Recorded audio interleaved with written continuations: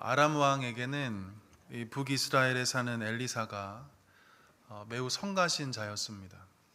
왜냐하면 이 엘리사 때문에 번번이 전쟁에서 실패했기 때문입니다. 하루는 아람 왕이 신복들과 비밀스러운 작전 회의를 하고 있었습니다. 어디에 진을 쳐서 매복하고 있다가 때가 되면 공격하자는 것이었습니다. 예를 들어서 파주에 있는 문지리, 나카리, 네포리에 몰래 숨어 들어가서 파주를 공격하자는 얘기입니다. 그런데 이스라엘 왕이 그 작전을 미리 알고 있었다는 듯이 그 길목에 군대를 대비시켜서 견고한 방어진을 형성하고 있었습니다. 아람 군이 공격하기도 전에 벌써 이스라엘 군대가 진지를 구축하고 군대를 매복시켜서 아람 군이 들어오면 바로 공격할 태세를 갖추고 있었던 겁니다. 이런 일이 한두 번도 아니고 은밀하게 진행된 모든 작전마저도 매번 실패로 돌아가게 되자 아람 왕은 신하들을 의심하기 시작합니다. 우리 11절 말씀을 우리 함께 읽어보도록 하겠습니다. 11절입니다. 시작. 이러므로 아람 왕이 마음이 불안하여 그 신복들을 불러 이르되 우리 중에 누가 이스라엘 왕과 내통하는 것을 내게 말하지 아니하느냐 하니. 분명 우리 중에 이스라엘 왕과 내통하는 첩자가 있다는 겁니다. 배신자가 있다는 거죠. 그렇지 않고서야 어떻게 우리가 은밀하게 세운 작전들이 한두 번도 아니고 매번 실패할 수 있냐는 얘기입니다. 아람 왕이 배신자를 색출하려고 하는 그 찰나에 한 신복 중에 하나가 이렇게 말을 전합니다. 12절 말씀 함께 읽어보도록 하겠습니다. 시작. 우리 주 왕이여 아니로소이다. 오직 이스라엘 선지자 엘리사가 왕이 침실에서 하신 말씀을 이스라엘의 왕에게 고하나이다 하는지라. 신복 중 하나가 어디서 소식을 들었는지 우리 중에 첩자가 있는 것이 아니라 이스라엘 선지자 엘리사 때문이라고 그럽니다. 하나님의 사람 엘리사는 우리의 모든 비밀을 훤히 알고 있다는 겁니다. 심지어 왕이 침실에서 하는 말조차 엘리사는 알고 있어서 그 모든 내용을 이스라엘 왕에게 말하기 때문에 우리가 매번 계획이 틀어지고 실패한다는 겁니다. 이 이야기를 듣자마자 왕이 신하들에게 명령합니다. 너희는 가서 엘리사가 어디 있나 보라. 내가 사람을 보내어 그를 잡으리라. 엘리사가 도단에 있다는 소식이 전해지자 아람 왕은 급히 군대를 그쪽으로 파견시킵니다. 14절 말씀 함께 읽어보도록 하겠습니다. 14절 시작. 왕이 이에 말과 병거와 많은 군사를 보내매 그들이 밤에 가서 그 성읍을 에워쌌더라. 한 사람을 잡기 위해서 말과 병거와 많은 군사들을 아람 왕이 보냈다고 말씀합니다. 얼마나 정예부대였던지 국경선을 순찰하는 이스라엘 경비대를 피해서 그 누구도 알아차리지 못할 만큼 도단 성읍을 에워싸고 있었습니다. 엘리사의 사환 한 사람이, 여기서 사환이란 엘리사를 지근거리에서 섬기면서 주의 일꾼으로 훈련을 받고 있는 제자를 말합니다. 사환이 일을 하기 위해 새벽 일찍 일어나서 밖을 나가보았습니다. 그러자 깜짝 놀랄 만한 장면을 목격하게 되었습니다. 칼을 찬 수많은 병사들이 성읍 주위에 숨죽이며 매복하고 있는 광경을 발견하게 되었던 것입니다. 땅에 바짝 엎드린 군사들의 그 검은 그림자가 성읍 안으로 들어오기 일보 직전이었습니다. 아직 어둠으로 가득한 새벽이었지만 이 아람 군사들의 그 살기 어린 눈빛이 우리들을 향하고 있다는 것을 이 사환은 감지할 수 있었습니다. 이 섬뜩한 광경 앞에 사환은 숨이 멎은 것처럼 두려워했습니다.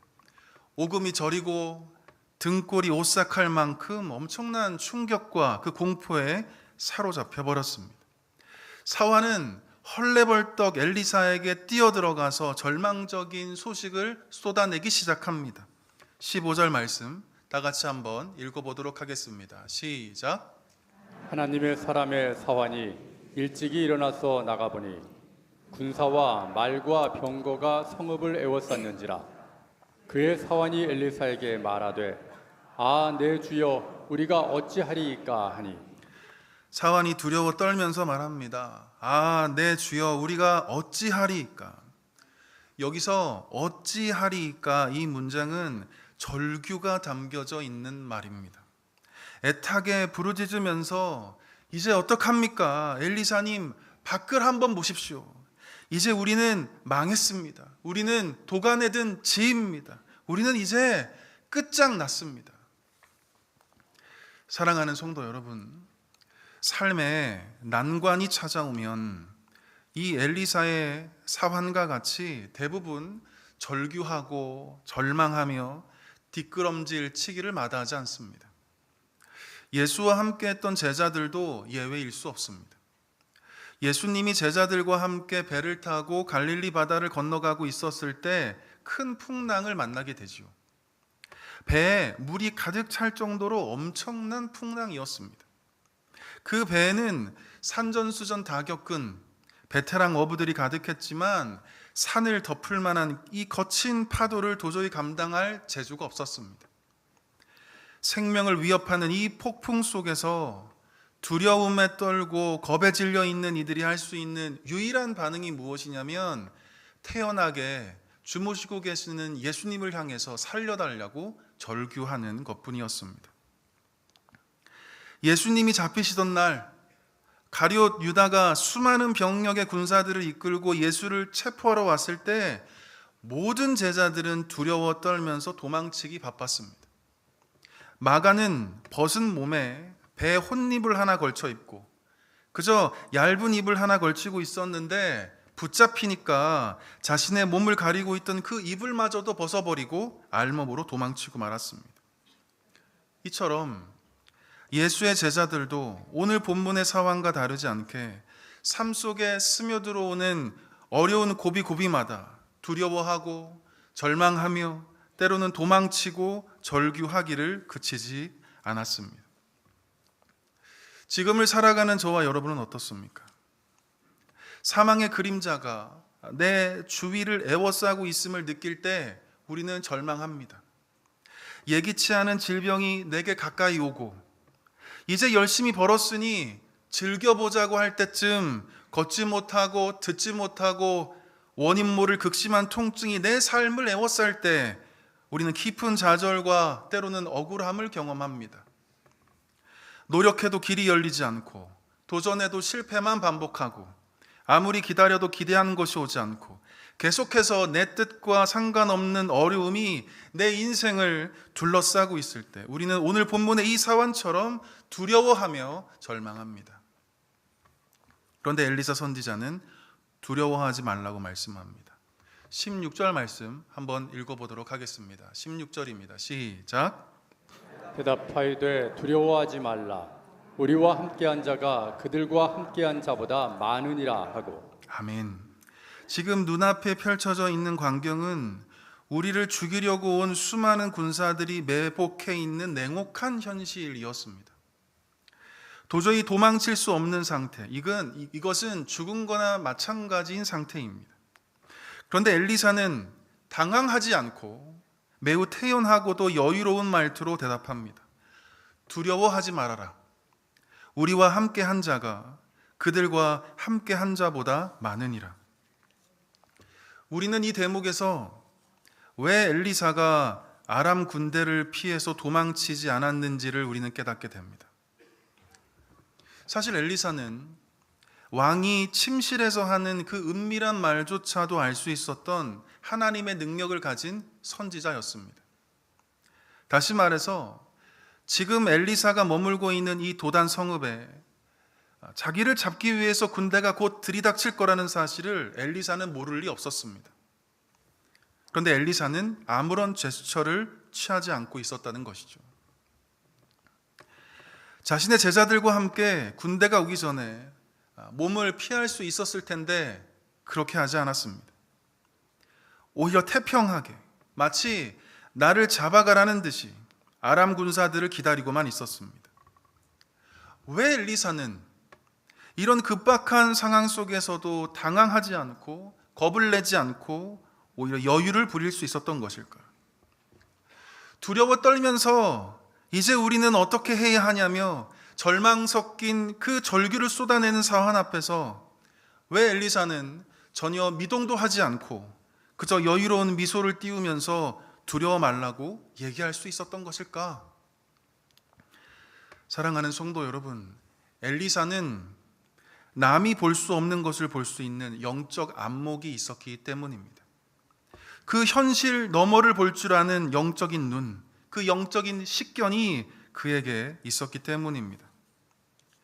그러기에 그는 자신의 몸을 숨기지 않고 오히려 자기에게로 오는 수많은 적군들을 향해서 당당하게 맞이할 수 있었던 이유였습니다. 엘리사가 영적으로 어두웠던 사환의 눈을 열어달라고 하나님께 기도하기 시작합니다. 그러자 두려움으로 가득했던 사환의 마음이 이제는 가슴 벅찬 감격으로 바뀌기 시작합니다. 17절 말씀을 우리 다 같이 한번 읽어보도록 하겠습니다. 17절입니다. 시작.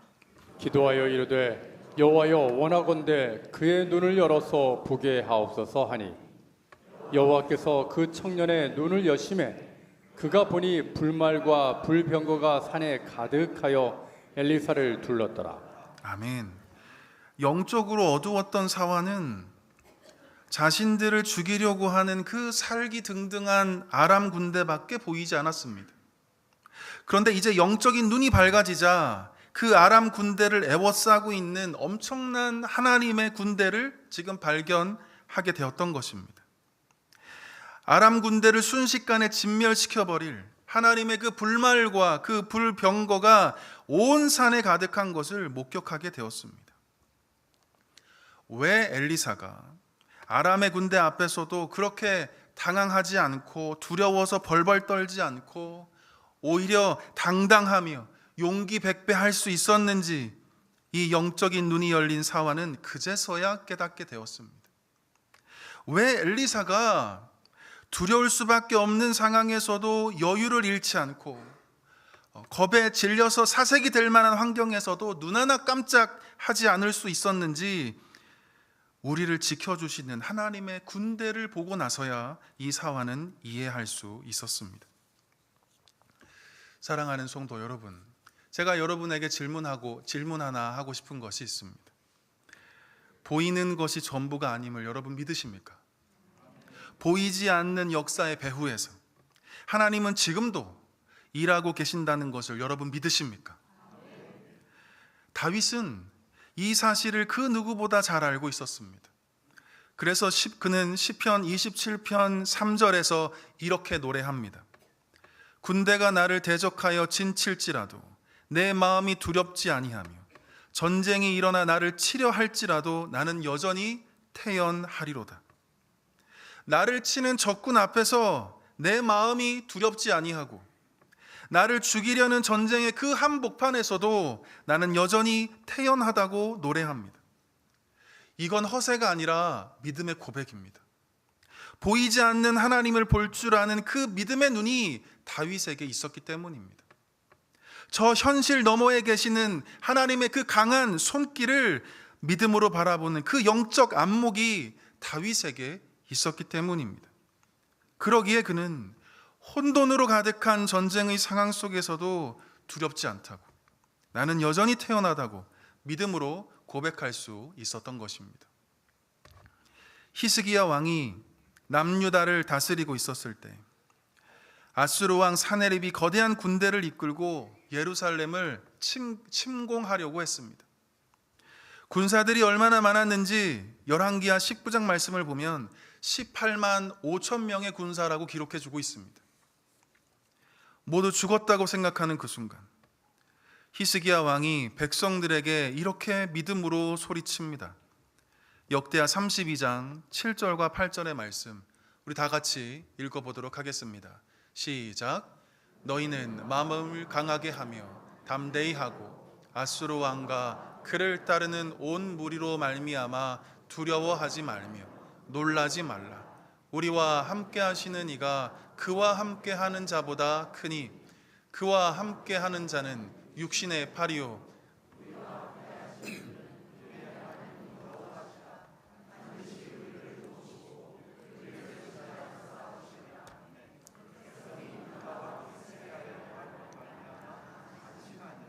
아멘. 히스기야 왕에게도 엘리사처럼 영적 안목이 있었습니다. 아수르 군사들보다 더 크고 더 위대한 하나님의 군대가 우리와 함께하고 있다는 사실을 히스기야는 믿음의 눈으로 바라보고 있었습니다. 그래서 그는 공포로 가득한 백성들을 향하여 두려워하지 말라고, 놀라지 말라고 백성들을 안심시킬 수 있었던 겁니다. 내 삶에, 우리의 삶에 나의 모든 것을 삼켜버릴 것 같은 질병이 나를 애워싸고 있음을 혹 지금 보고 계십니까? 행복했던 내 삶에 느닷없이 찾아오는 불행의 그림자가 내 곁에 가까이 오고 있음을 지금 여러분 목격하고 계십니까? 때로는 미래가 보이지 않는 불안한 현실이, 내 남편, 내 아내에게 이해받지 못하는 그 고독과 외로움이, 이 세상과의 비교 속에서 산더미처럼 커져버린 그 열등의식과 자격지심이 내 인생을 휘감고 있음을 혹 여러분 지금 목도하고 계십니까? 눈에 보이는 것이 전부라고 믿는다면 우리는 매일같이 절망할 수밖에 없습니다. 지금 내 눈에 담긴 현실이 진실의 끝이라고 믿는다면 우리는 매일같이 절규할 수밖에 없습니다. 하지만 우리는 낙심할 수 있는 상황 속에서도 엘리사처럼 여유로우며 태어날 수 있는 것은 보이지 않는 것을 믿기 때문입니다. 내 마음이 녹아지고 내 뼈가 상하는 형편에서도 당당하게 어깨를 피며 넉넉함으로 버틸 수 있는 것은 보이지 않는 역사의 배후에서 지금도 일하시는 그 하나님의 섭리를 우리는 믿기 때문입니다.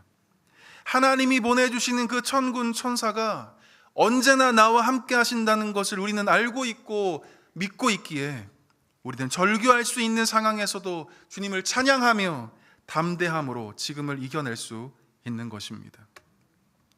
바라기는 하나님께서 저와 여러분에게 이러한 영적인 안목을 허락하여 주시기를 간절히 소망합니다. 그래서 우리의 삶을 애워싸고 있는 모든 삶의 그 무거운 문제를 대수롭지 않게 바라볼 수 있는 그 믿음의 담대함이 저와 여러분에게 가득할 수 있기를 간절히 축복합니다. 다시 본문을 보시면 눈이 밝아진 엘리사의 그 사환과 반대로 눈이 어두워진 아람 군대의 모습을 우리는 발견하게 됩니다. 그들이 어떤 결말을 맞이하게 되는지 우리 함께 말씀을 다시 한번 살펴보도록 하겠습니다. 18절부터 20절까지의 말씀을 우리 한 목소리로 읽어보도록 하겠습니다. 18절부터 20절까지의 말씀입니다. 시작. 아람 사람이 엘리사에게 내려오매 엘리사가 여호와께 기도하여 이르되 원하건대 저 무리의 눈을 어둡게 하옵소서 하매 엘리사의 말대로 그들의 눈을 어둡게 하신지라. 엘리사가 그들에게 이르되 이는 그 길이 아니요 이는 그 성읍도 아니니 나를 따라오라. 내가 너희를 인도하여 너희가 찾는 사람에게로 나아가리라 하고 그들을 인도하여 사마리아에 이르니라. 사마리아에 들어갈 때 엘리사가 이르되 여호와여 이 무리의 눈을 열어서 보게 하옵소서 하니 여호와께서 그들의 눈을 여심해 그들이 보니 자기들이 사마리아 가운데 있더라. 아멘. 매복하여 숨어있던 아람 군사들이 이제 때가 되어서 천천히 엘리사에게 접근하기 시작합니다. 그 모습을 지켜보고 있었던 엘리사가 하나님께 기도하죠. 저 무리들의 눈을 어둡게 하옵소서. 그러자 엘리사의 기도대로 아람 군사들의 눈을 하나님께서 어둡게 하셨습니다. 엘리사를 보지 못하게 말입니다. 눈이 어두워진 아람 군사들에게 이 엘리사가 다가가서는 자신이 길잡이가 되어주겠다고 그럽니다.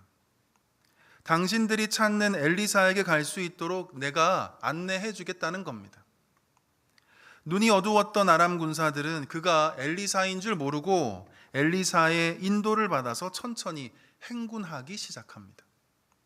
한 16km 정도를 아마도 걸었을 겁니다. 3시간에서 4시간 가까이 걸었는지 모르겠습니다.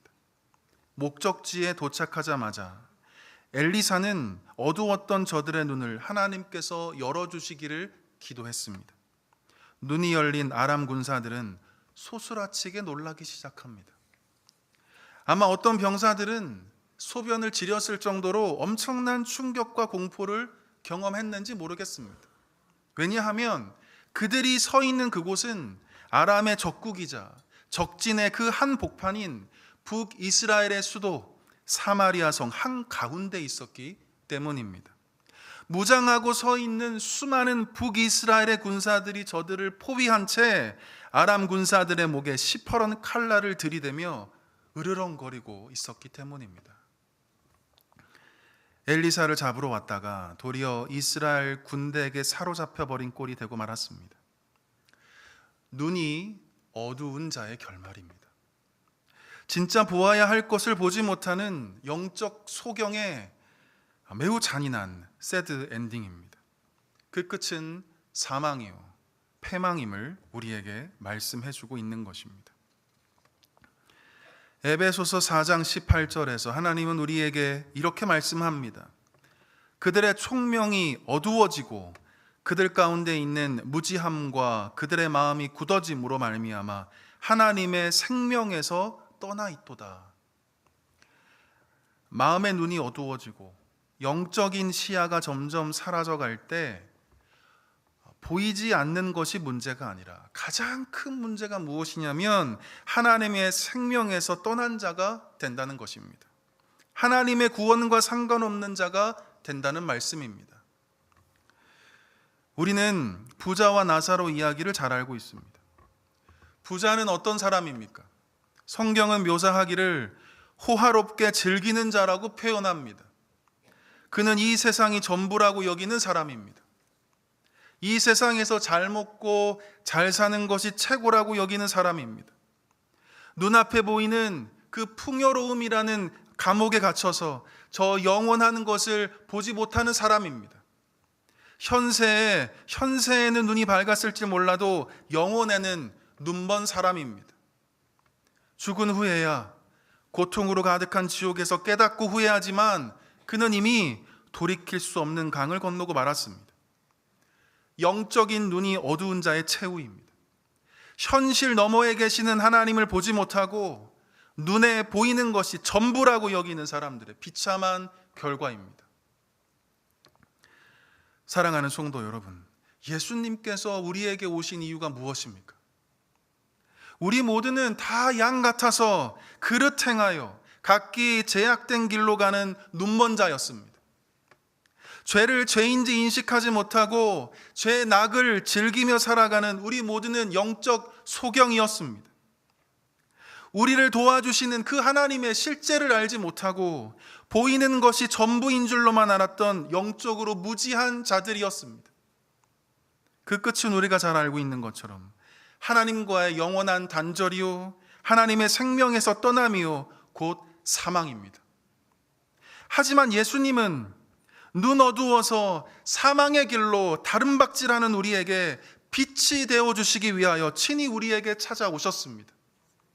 무엇이 진리인지 무엇이 선인지 모르는 영적인 암흑으로부터 우리를 구원해 주시기 위하여 우리 예수님이 저 천국의 영광을 잠시 유보하시고 우리에게 찾아오셨습니다. 사망의 길이 아닌 생명의 길로 갈 수 있는 그 영적인 안목을 우리에게 주시기 위하여 보이는 것이 전부가 아니라 저 현실 너머에 계신 온 우주 만물을 창조하신 하나님을 볼 수 있는 그 믿음의 눈을 우리에게 주시기 위하여 예수님은 친히 우리 곁으로 찾아오셨습니다. 어두운 우리의 눈을 밝힐 수 있는 유일한 비결이 무엇입니까? 오직 하나, 빛이신 예수님을 내 마음 중심에 모셔야 하는 것입니다. 빛 대신 우리 예수님을 나의 구원자로 받아들여야 하는 것입니다. 눈먼 자를 다시 보게 하시는 예수님을 나의 주인으로, 나의 왕으로, 나의 첫 번째 자리에 모셔야 하는 것입니다. 우리는 예수님 곁에 있노라면 우리의 어두웠던 눈이 밝아질 수 있습니다. 예수님이 들려주시는 말씀에 귀 기울이는 시간이 많아지면 많아질수록 현실에 갇혀 있는 우리의 시선이 저 하늘을 향하고 있다는 것을 우리는 금세 깨달을 수 있습니다. 기도를 통해서 예수님과의 그 친밀한 사귐 가운데 있노라면 두려움에 붙잡힌 우리의 시선이 용기를 주시는 그 주님을 향한 시선으로 변화될 수 있는 것입니다. 예수님 곁에 잠잠히 거하노라면 하늘을 잃어버렸던 우리의 시야가 어느샌가 저 하늘을 품고 있는 믿음의 눈으로 바뀌어가고 있다는 것을 우리는 스스로 발견할 수 있게 될 것입니다. 바라기는 이 시간 하나님께서 우리의 어두운 눈을 밝혀주시기를 간절히 소망하는 저와 여러분 모두 되었으면 좋겠습니다. 땅에 붙잡힌 관점에서 이제는 하늘을 향하는 관점으로 우리를 새롭게 하여 주시옵소서. 현실에 갇힌 시선에서 이제는 저 영원을 바라보는 영적 시선을 우리에게 허락하여 주시옵소서. 아람 군사들만 바라보았던 우리의 그 좁은 시선에서 이제는 아람 군사들을 애워싸고 있는 저 하나님의 군대를 바라볼 수 있는 믿음의 눈을 우리에게 허락하여 주옵소서. 눈이 밝아지면 보이는 현상 때문에 일희일비하지 않습니다. 보이는 것이 전부가 아님을 알고 저 영원한 것을 믿음으로 바라보게 되면 이 세상에서 그 아무리 크고 무거운 삶의 문제들 앞에서도 우리는 쫄거나 겁먹지 않을 수 있습니다. 왜냐하면 그 문제보다 더 크신 하나님이 우리와 함께 하시기 때문입니다. 오늘 본문 16절의 말씀처럼 우리와 함께 한 자가 그들과 함께 한 자보다 많기 때문입니다. 이 말씀이 삶의 수많은 도전 앞에 서 있는 우리 모든 성도들에게 참된 위로의 말씀이 될 수 있기를 간절히 축복합니다. 우리 마지막으로 21절부터 23절까지의 말씀을 함께 읽어보도록 하겠습니다. 시작. 이스라엘 왕이 그들을 보고 엘리사에게 이르되 내 아버지여 내가 치리이까 하니 대답하되 치지 마소서. 칼과 활로 사로잡은 자인들 어찌 치리이까. 떡과 물을 그들 앞에 두어 먹고 마시게 하고 그들의 주인에게로 돌려보내소서 하는지라. 왕이 위하여 음식을 많이 베풀고 그들이 먹고 마심에 놓아보내니 그들이 그들의 주인에게로 돌아가니라. 이로부터 아람 군사의 부대가 다시는 이스라엘 땅에 들어오지 못하니라. 아멘. 이스라엘 왕은 이 도간에 든 이 아람 군사들을 단칼에 처단하고 싶었습니다. 심심하면 이스라엘 진영 안으로 쳐들어와서 우리를 괴롭히는 이 아람 군사들에게 본때를 보여주고 싶었습니다. 하지만 엘리사는 그러지 말고 오히려 이들에게 떡과 물을 주고 다시 아람으로 돌려보내라고 당부합니다. 이 포로인 아람군을 죽이지 않을 거라면 노예로 사용할 수 있었을 텐데 엘리사는 이들을 극진히 대접하고 그들을 다시 고향으로 돌려보내라는 겁니다. 사실 포로군을 돌려보냈다가 저들이 재정비해서 이스라엘로 다시 쳐들어오면 이 엘리사에게는 매우 난감해질 수 있는 상황이었습니다. 그때 엘리사는 이미 저들을 죽이지 않고 돌려보내는 바람에 이런 사단이 났다면서 온갖 비난의 화살들이 날아 들어올 것이 뻔해 보였기 때문입니다. 그럼에도 불구하고 엘리사는 아람군을 죽이지 말고 저들에게 떡과 물을 주어서 배불리게 한 다음 자기의 고향으로 돌려보내줄 것을 이스라엘 왕에게 정중하게 부탁합니다. 이스라엘 왕은 엘리사의 말대로 저들에게 음식을 많이 베풀고 저들의 주인에게로 돌려보냅니다. 그랬더니 어떻게 되었을까? 곧바로 쳐들어와서 전쟁을 선포하였는가? 은혜를 잊어버린 채 너 죽고 나 죽자 하면서 맹공을 막 퍼부었던 것일까? 23절 하반절을 보시면 이렇게 우리에게 말씀해 주고 있습니다. 이로부터 아람 군사의 부대가 다시는 이스라엘 땅에 들어오지 못하니라. 엘리사의 용서가 이스라엘의 안전을 가져다 주었다는 말씀입니다. 엘리사가 베풀어준 그 하나님의 사랑과 환대가 이스라엘에게 참된 평안을 가져다 주었다는 것입니다. 사실 이 세상의 논리로 봤을 때는 도저히 납득이 가지 않는 대목입니다. 혼쭐을 내주든지 아니면 법적인 책임을 물게 하든지 그 어떤 징계와 가혹한 형벌로 분명한 처벌을 내려야 할 것만 같은데 엘리사는 그저 배고픈 아람 군사들의 허기짐을 채워줍니다.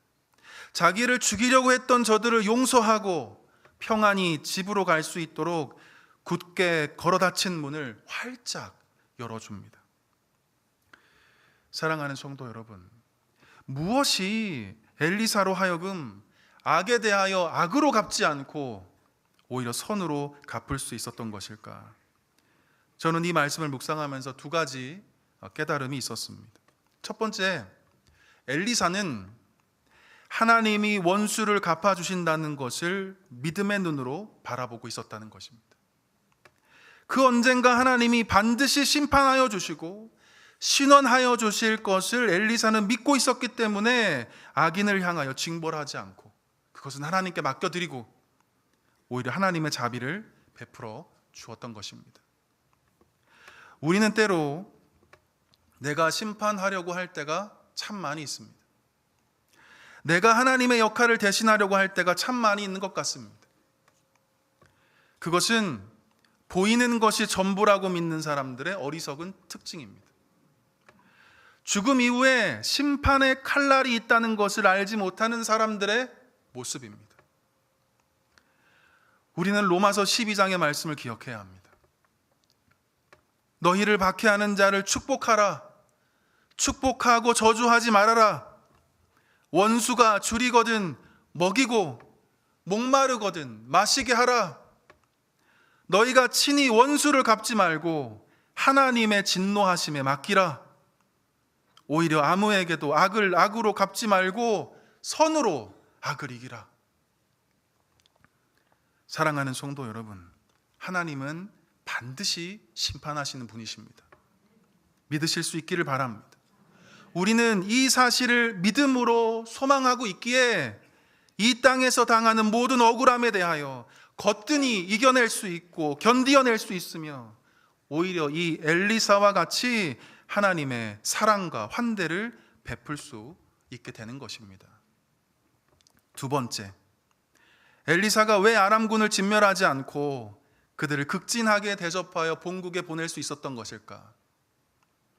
엘리사는 이스라엘과 이 아람과의 관계가 회복될 수 있는 그 유일한 해결책이 오직 하나님의 사랑밖에 없다는 것을 잘 알고 있었기 때문입니다. 아마 이 아람 군대를 몰살시켰다면 아람과 이스라엘은 또다시 전쟁의 연속이 되었을 것입니다. 젊은 병사들의 피 흘림은 계속 이어져 가야만 했을 겁니다. 전쟁이 종식되고 나와 너 사이에 화평의 관계를 만들 수 있는 그 유일한 방법은 그 어떤 정치적인 해법이 아니라 그저 용서였고 환대였고 사랑이었다는 것을 이 엘리사 선지자를 통해서 우리에게 말씀해 주고 있는 것입니다. 오늘 본문에 나오는 엘리사의 모습은 둘째 아들 탕자를 받아들이시는 아버지의 모습과 참 많이 닮아 있다는 것을 우리는 깨닫게 됩니다.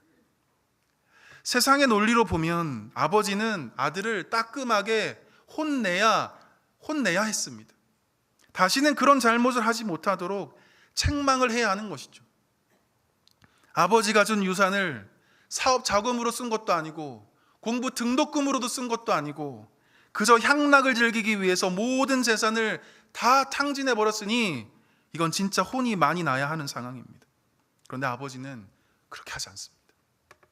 거짓골로 돌아온 아들에게 가타부타 자초지종 물어보지 않고 달려가서 꼭 껴안아주고 입을 맞춥니다.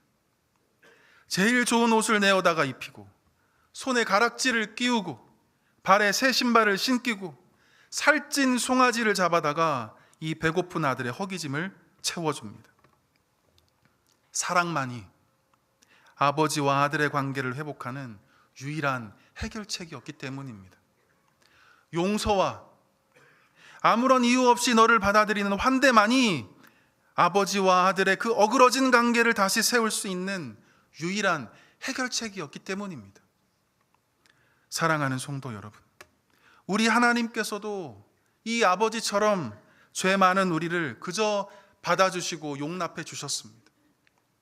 아무런 조건 없이, 아무런 이유 없이 먹여주시고 입혀주시고 사랑하여 주셨습니다.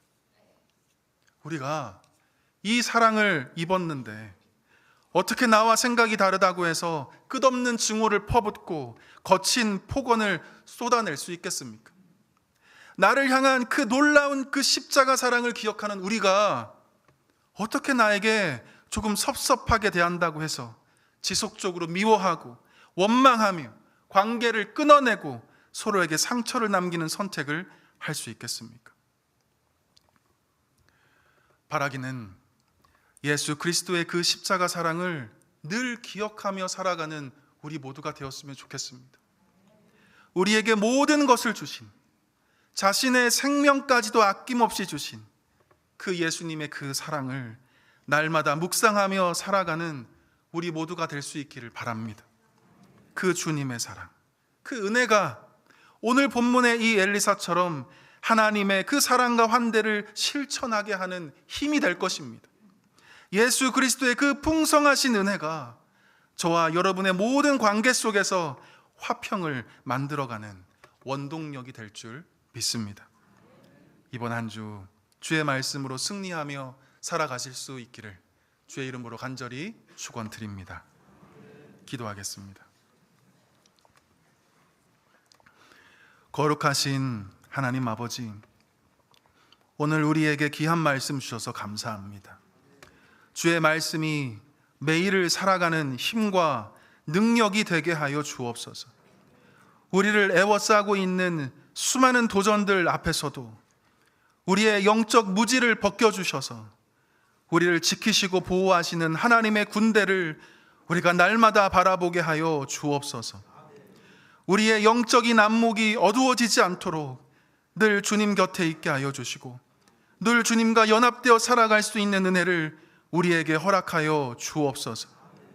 우리를 향하신 주의 십자가 은혜가 늘 감격으로 다가오게 하여 주셔서 그 사랑을 모든 관계 속에서 나누고 전하는 우리 모두가 되게 하여 주옵소서. 이 모든 말씀 심판주로 오실 예수 그리스도의 이름으로 간절히 기도드리옵나이다. 아멘.